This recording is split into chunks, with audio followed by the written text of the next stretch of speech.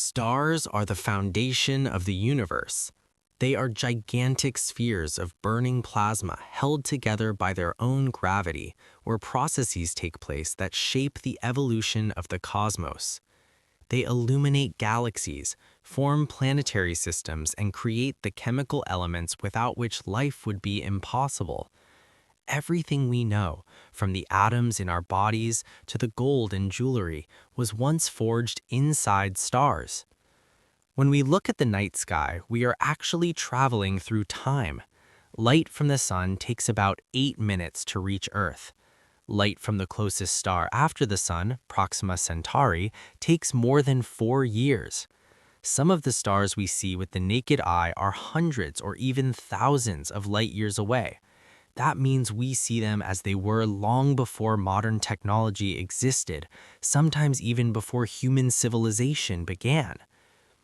The birth of a star begins in giant molecular clouds, cold regions of space made mostly of hydrogen, helium, and cosmic dust. These clouds can stretch across dozens or even hundreds of light years. Sometimes an external disturbance, such as a shock wave from a supernova explosion, disrupts the balance within the cloud. Under the force of gravity, the gas begins to collapse. As the center becomes denser, the temperature rises. When the core temperature reaches about 10 million degrees Celsius, nuclear fusion begins. Hydrogen nuclei start combining to form helium.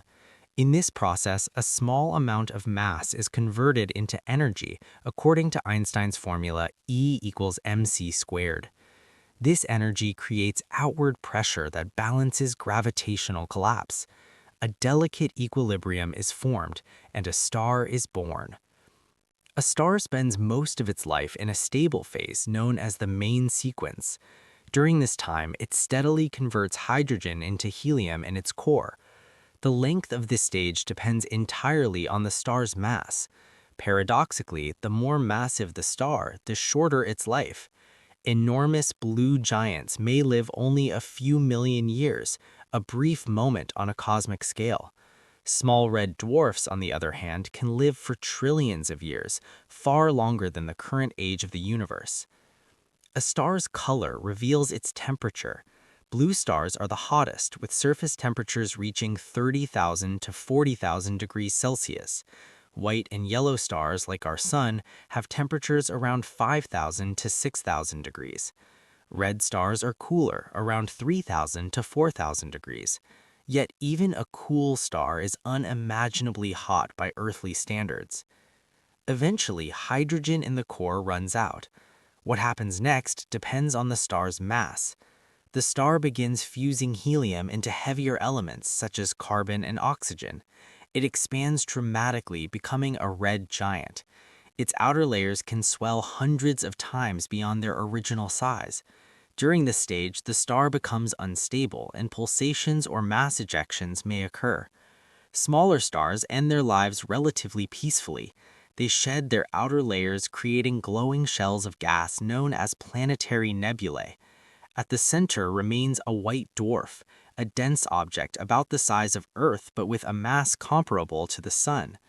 Over billions of years, a white dwarf cools down and fades. In theory, it would eventually become a black dwarf, but the universe is not yet old enough for any black dwarfs to exist. Massive stars, however, experience a far more dramatic fate. When iron forms in their core, fusion can no longer produce energy. Gravity suddenly takes over. The core collapses in a fraction of a second, triggering a colossal explosion known as a supernova. For a brief time, a single supernova can outshine an entire galaxy.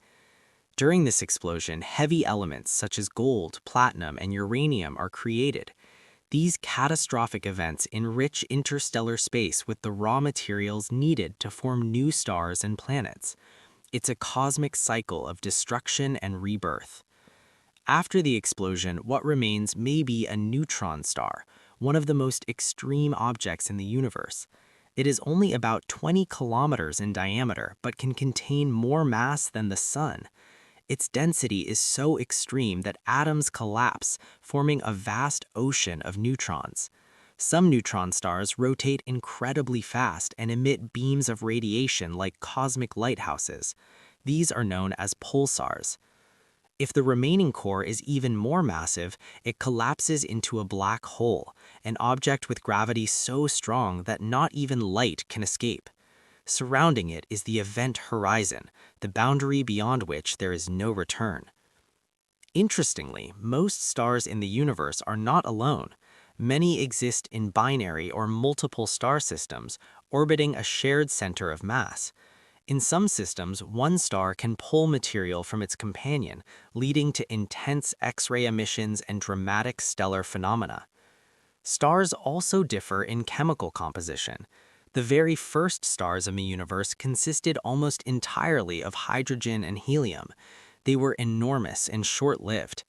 These early stars forged the first heavy elements. Each new generation of stars contains more metals. Astronomers use this term for elements heavier than helium because they are formed from material enriched by previous stellar generations. Modern astronomers study stars using spectroscopy. By splitting starlight into its spectrum, scientists can determine temperature, chemical composition, rotation speed, and even detect orbiting planets. When a planet passes in front of its star, the star's brightness dips slightly. Using this method, thousands of exoplanets have been discovered. Our Sun is just one of hundreds of billions of stars in the Milky Way galaxy. The Milky Way alone contains between 100 and 400 billion stars, and there are trillions of galaxies in the observable universe.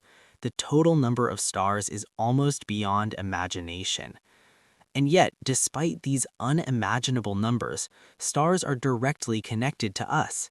The calcium in our bones, the iron in our blood, the oxygen we breathe, all were forged in the nuclear furnaces of ancient stars. When you look at the night sky, you are not simply seeing distant lights. You are witnessing gravity, energy, time, and matter interacting on the grandest possible scale. You are seeing a process that has continued for billions of years and is still unfolding right now.